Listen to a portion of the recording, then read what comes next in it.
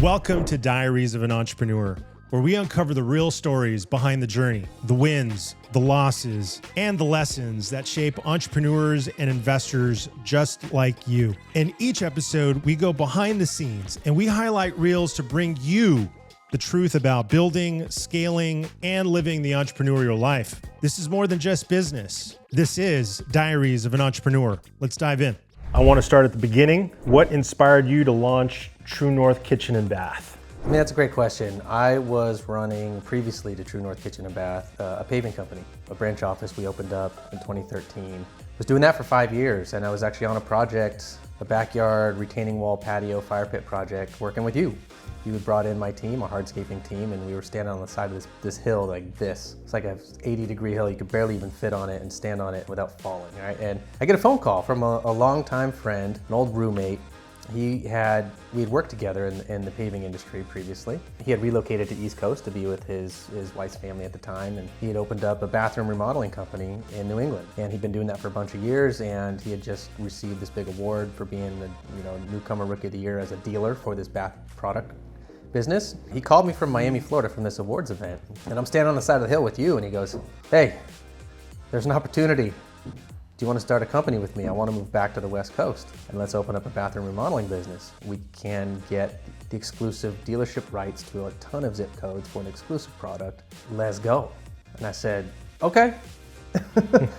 My boy John, right? John Moore, co-founders with me of True North Kitchen and Bath. I've always known, loved, and trusted him for his efforts and his attitudes and his accomplishments. And we stayed in touch over the years. He was on the East Coast and I was out here doing my paving thing. I saw an opportunity, right? And I didn't hesitate. Because a guy like him and a guy like me, and with the support of my wife Jess, who's also one of the three musketeers that started this, she's as involved as anybody. You know, we were ride or die, the three of us. We used to live together in the city back in the day when we all met about 20 years ago.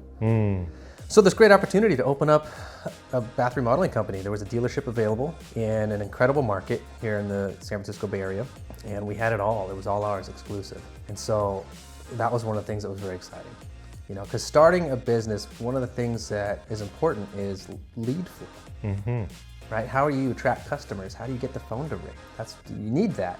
And I saw the opportunity in this dealership model because there was baked in lead flow right out the gates, right? They're a big national brand, Bath Concepts, and we're a Bath Planet dealer, exclusive here and in Southern California now. There's a big old story there. We've expanded quite a bit since. But with that national brand, they handle marketing, a good chunk of it. They have their own call center with warm transfer leads, so they would send us leads right out the gate. Not a ton, but enough. We had no employees. We just needed one lead, right? And so we had one lead. We're like, oh shoot, we got a lead. The second we signed all the dealership paperwork, the phone rang. We're like, oh my God, what do? We don't have contracts. We don't have anything in place. We just saw this awesome opportunity, and then we figured it out as we went, right? It's like, to be an entrepreneur, you jump off the cliff and then learn how to fly. Yeah, that's amazing. So you didn't do what most people would do, which is take a moment or take a day, take a week, take some time to measure risk and identify, some potential downfalls. I mean, it's a big undertaking starting a business. Instead, you went right in at that moment and you knew right away that it was a good fit. Well, it was scary as hell, right? Because there's risk. You don't know. We didn't have any customer base. We didn't have any of our own marketing in place. We whipped up a website real quick, and then we just kind of figured it out. But we had faith in ourselves. We had faith in the utility of what we could build. And with John and Jess and myself, we had a graphic design team in Jess, which is great, but she's also great at accounting and administration, which is awesome. John is an incredible sales guy, a visionary. He knows how to build systems. I'm all about people and the quality and the operations of construction and building and connecting. And the three of us, man, it was like, we could do anything. And we were like young and dumb, but we were full of vinegar, man. We were just ready to roll. But you said yes on the spot. Yeah. Which is incredible. If an opportunity is 80% right, go for it. Go for it. I love that. You know what I mean? If you hesitate, like Elon Musk, they launched Tesla at probably 20% ready to go. Yeah, right. You know what I mean? Yeah. And then they had all these quality issues, but they figured it out, and look at them now. the fact that you already had a relationship with John and you've already done business with Jess, your wife, probably made that decision a lot easier, I would imagine. Big time, because we were partners. We knew how we operated. We understood each other. We all had our strengths and weaknesses, and we knew that. John and I balance each other out really well, and Jess and I balance each other out really well. And Jess keeps the peace, which is great. So it's a nice little network that we've built for ourselves. But we didn't hesitate. That was the biggest piece. If there's an opportunity, take it. Yeah. You know what I mean? Yeah. I like the idea of building something bigger than myself, and what I was doing previously in the paving world. It was cool, but if I didn't go to work one day, like the lights turned off. Yeah. I wanted to build something bigger to where maybe I could take a day off. What were some of the biggest challenges in the early days, and how did you push through? Finding the right people as employees was probably the hardest part. Building the team. Building the team. Trusting people faster than I should have when it's, this is your business, this is your baby. In the beginning, I learned a lot. I gripped a little too tight on the processes, and I've grown so much through that. You have to empower people on your team. When you hire folks, you interview them, you bring them on board, you give them what their tasks and duties and role is, let them go do that. You know what I mean? And I held on too tight to, micromanage a little bit in the beginning, because we took this big old risk. Yeah. And I didn't want to see it fail by someone else's, failings. What people see online and what people see in the flesh is a polished, clean, fully renovated kitchen and bathroom. Yeah. Kitchen and or bathroom. What don't they see behind the scenes? In remodeling, renovation, home improvement services, it's important to go into those things with the expectation that it gets ugly before it gets pretty. That's construction. It just always does. If someone comes and tells you, we're gonna do your kitchen or your bath or your windows or your doors or whatever it is, there's gonna be no problems, it's gonna be flawless. We're not gonna discover any extra work. It's just gonna be perfect roses and rainbows. They're flat out lying to you. It's just a flat out lie. We want it to go that way. In construction, we try to keep it as linear as we can. We want to go from point A to point B, your old bathroom to your new bathroom, in a straight line, no issues. Smooth flight, smooth landing. We want that. And we do that the majority of the time. But when you're remodeling, you're redoing existing work. It's not ground up building, where it's just a clean slate and you get to create a masterpiece. We're taking something old, tearing it apart and making it new. So there's existing conditions. Yeah. So you have to adapt. But the best part about what we do is we're at True North Kitchen and Bath. We're with you the entire way. We have 15 points of communications. Every single customer has a direct access line to my cell phone. The same cell phone I talk to my family on. So we're with communication. We can never over communicate. And so that's one of the values we breed in our team.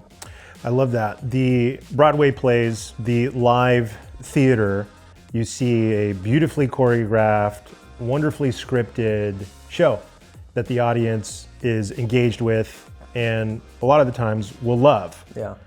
What they don't see is behind the curtain and all of the background noise that occurs to make that live show sing and dance in a way that engages the audience and brings about joy. What about the administrative side? What about the office? What about the folks who are not swinging the hammers and actually making this old into new? Can you speak to that? Oh man, everybody wants a sausage. They don't want to know how it's made, right? But behind the scenes, it's those folks. I love our team. From our warehouse manager to our construction coordinators, to our schedulers, to all the project managers, to our call center, our call setters, our appointment setters, our customer success team. There's a lot of people behind the scenes. You don't just sign a contract and a few weeks later we show up and build stuff. There's a lot behind the scenes, right? So permitting, there's drawings, there's engineering, there's back and forth with the city, with the permit coordination team, materials purchasing. When you remodel anything, you gotta buy a lot of things. From the rough materials like the wood, the nuts, the bolts, those things, but also the finished materials, right? The design, the pretty stuff, the jewelry, the valve and trim, the shower head, the faucets, the fixtures, the appliances. Those all have to be procured and somehow timed logistically to arrive right when you need it. From permitting to purchasing to HOA to warehousing, delivery, freight, logistics. There's a lot of moving parts that nobody sees. And when people see the price tag, right, you're like, it's gonna be X amount of dollars, it's 50 grand. Oh, that's crazy. That's way too much money. Oh my God, that's insane. I bought this house for 50 grand in 1943. Congratulations, you know. When you sign up a contract or an agreement with any home remodeler, you are instigating a microeconomy. Like you just started and kicked off and began a little microeconomy. Trucks are rolling now. Factories are working. The warehouse workers are building and fabricating. You know, our project managers are measuring and writing and ordering. The wheels of economy instantly go into motion when you agree to do a remodeling project with us or anybody. So what sets apart True North from a sea of other contractors and remodelers in the market? It's our approach to humanity. We're humans. We make no bones about it. You're a human, I'm a human, let's connect, let's speak human. Like, I don't want to be inauthentic. Our brand voice is authentic, approachable experts. We want to be just real people. The success or failure of a project comes down to expectations. If you expected something to happen and it didn't, fail.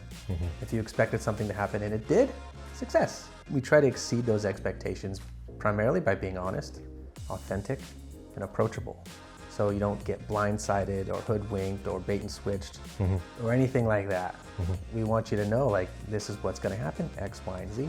Here's who's going to contact you, X, Y, and Z. Here's when they're going to contact you, and here's what, you know, the first week is going to go like. And we're very authentic about it. So you get a lead. True North explores the lead.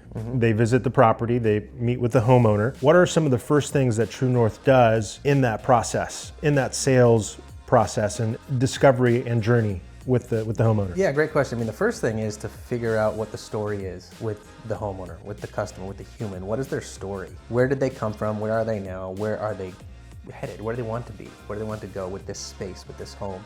And next to family, your home is your biggest asset in most cases. And people call us for a reason.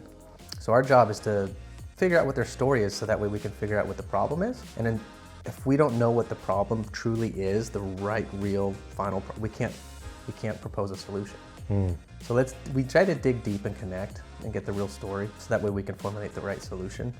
You know, is it just old and outdated? We just need to update? Okay. Is the space configured how you like it? Okay. Do you need more vanities? You only have one single, maybe you need a double. How many kids do you have? How many are on the way?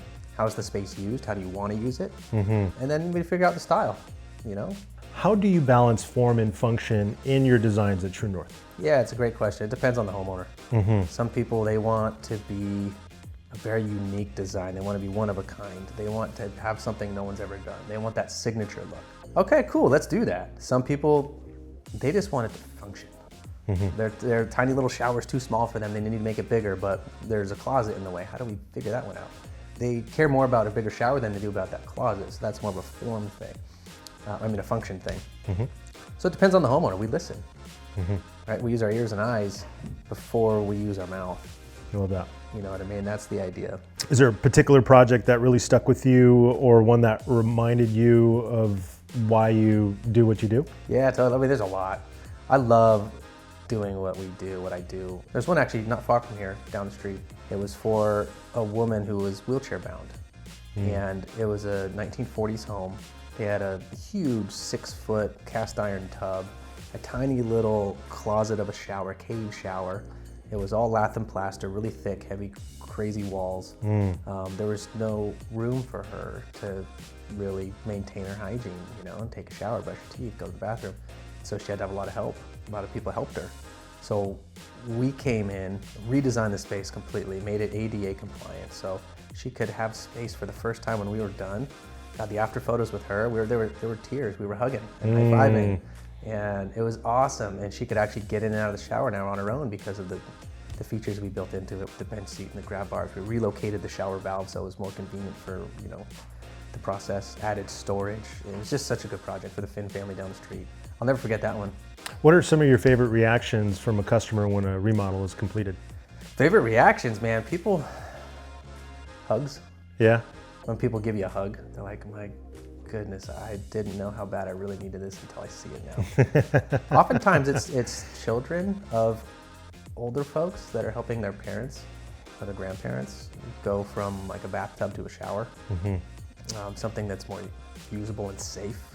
What we do, we help people stay in their home longer. they can age in place more safely when we do a tub to shower conversion, so they have a walk-in shower. Those are really impactful projects because people actually get to stay in their home. That's awesome. It sounds like you've learned a lot at True North, and I'm wondering, what are some of the biggest lessons you've learned in entrepreneurship? It's okay to fail, as long as you fail forward, right? You learn. We have a saying, you either win or you learn. That's a big one. You have to try new things. It's okay to try new things. It's okay to be scared. And like we spoke on earlier, if something's 80% ready, go, do. Managing people, I've learned a lot. Empower them, let them go, let them fly. You know, give them the tools they need, be there to support them, but don't hold them back when you find people. Or hold their hand, maybe? Yeah, you don't need to hold. Some people need a little bit of that in the beginning, of course, but I found our folks, they succeed and thrive so much more when you let them be themselves, right? And especially when we're training our design team on how to like design and sell projects, we have training for that. And the biggest thing I tell them is take all this that we're training you on and apply it to you. Don't do it like I do it. Don't do it like John does it. You're gonna hear us talk and we're gonna role play and we're gonna do all these things in training. But don't be me. In the beginning, I kind of expected people to do it exactly how I did it. You know, design like me, sell projects like me. But I was doing myself and them a disservice. You know, we hired you for a reason. We saw something that we really loved in you and your approach, your attitude, your values, your life story, your life experience. Take all that stuff, go be you, run with that. Be the best you can be within our system.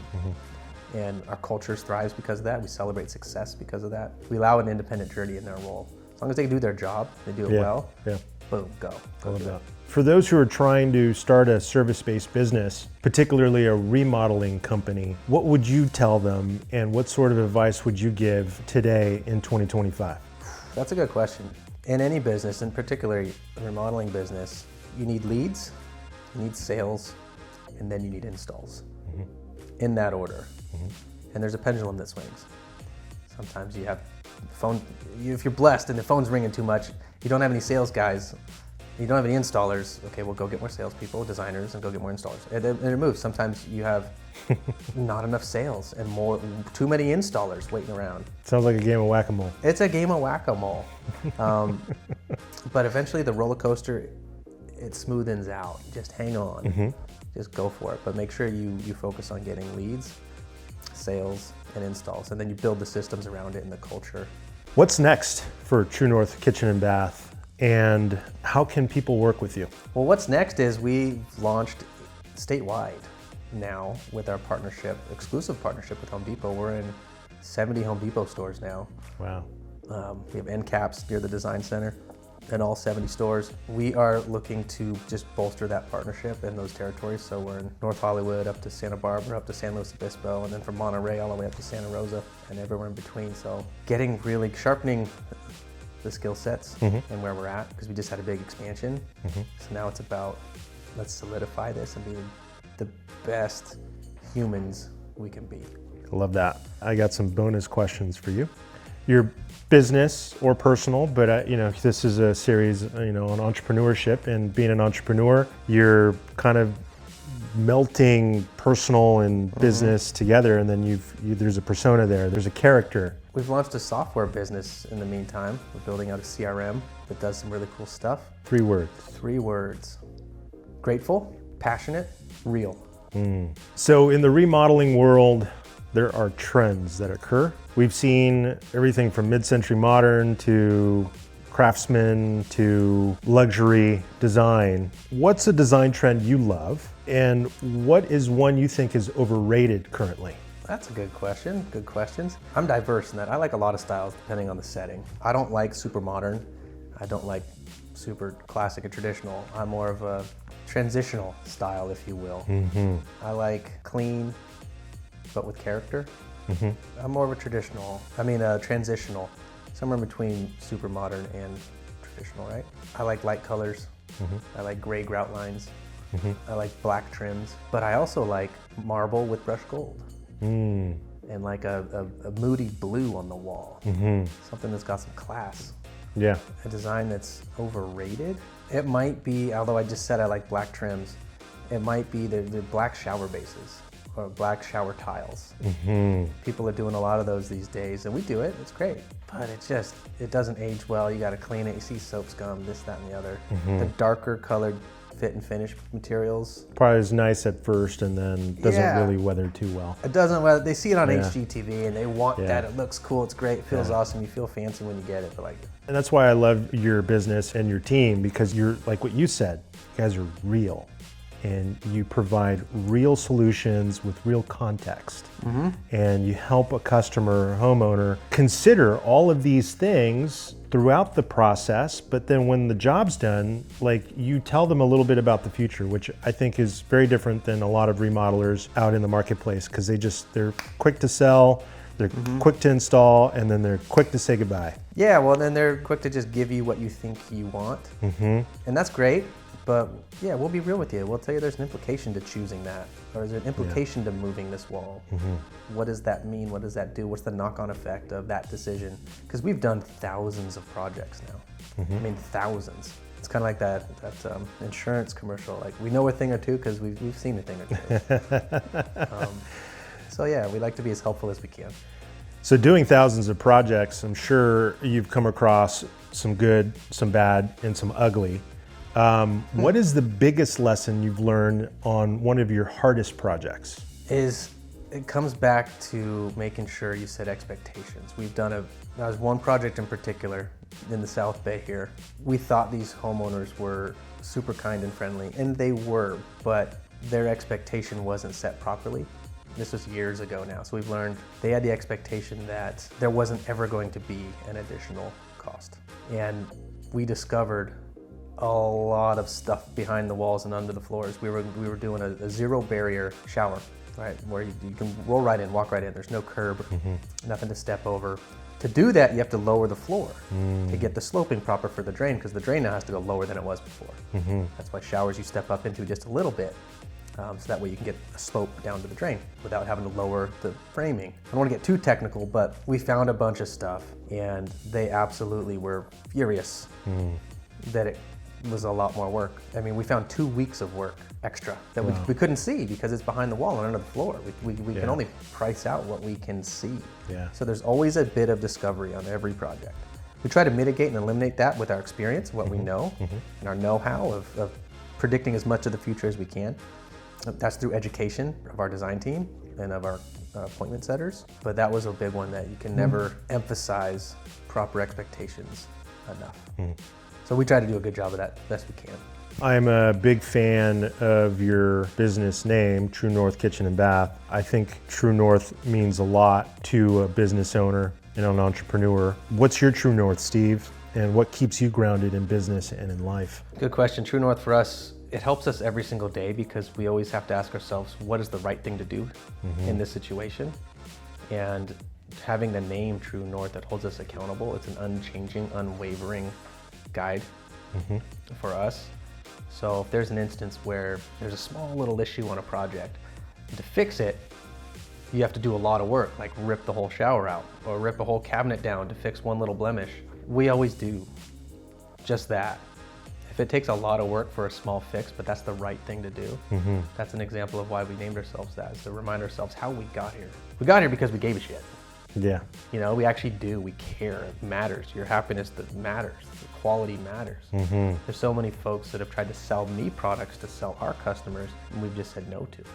I can't put my name on that. True North can't put its name on that product. You know, we don't just sell anything or provide just anything. Yeah. But True North took some soul searching to find that name. We had to pick a new name once we rebranded. We couldn't be NorCal Remodeling Group. In Southern California. In Southern California. Yeah. So there was a good opportunity for us to rebrand. Great, man. Well, this is good. That was the last of my questions. Rock and roll. Thank you. I appreciate your time. Yeah, likewise, man. Right on. Whether you're dreaming of your next spa-like retreat bathroom or looking to remodel your kitchen, call the team over at True North Kitchen and Bath and follow them for your next transformation. That was an amazing episode with Steve.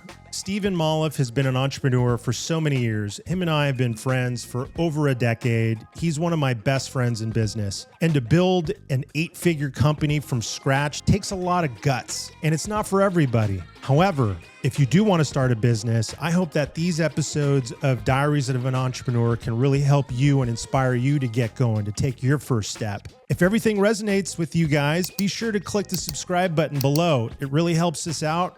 Comment, and we'll see you on the next one.